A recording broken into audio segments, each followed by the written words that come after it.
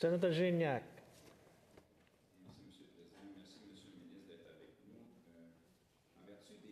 De l'accord Canada-Québec signé en 1991, vous savez que le Québec a déjà plus de pouvoir en matière d'immigration que toute autre province, en étant responsable de la sélection des travailleurs qualifiés. Or, face au déclin du français dans la région de Montréal, où près de 85 des immigrants choisissent de s'installer quand ils viennent au Québec, le Québec vous a demandé récemment de rapatrier tous les pouvoirs en matière d'immigration. Le premier ministre du Québec a même évoqué le risque que le Québec devienne une autre Louisiane en Amérique du Nord.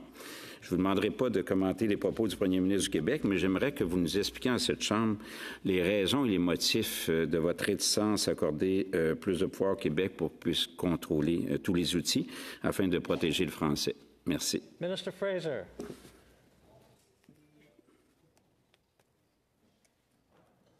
Selon moi, c'est essentiel pour protéger et promouvoir la langue française, les cultures françaises.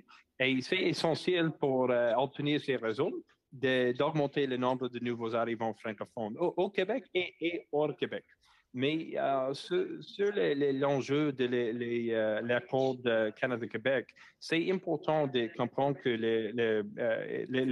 l'accord maintenant donne l'habilité pour Québec de choisir les personnes pour mettre des compétences linguistiques et professionnelles. Et le gouvernement fédéral a envoyé 600 millions de dollars pour soutenir des établissements. Maintenant, sur l'accord de Canada-Québec, c'est possible pour Québec d'accueillir 28% de le total par tout notre pays. Mais aujourd'hui, c'est juste 13%. Qu'est-ce que c'est la différence? 66 000 personnes par année. C'est énorme. Je pense que c'est une opportunité pour améliorer la situation avec les utiles qui existent maintenant. Mais j'ai une bonne relationship avec mon homologue de Québec. Et si il a des suggestions, c'est possible pour il m'appeler. Honourable Senators, the time for questions.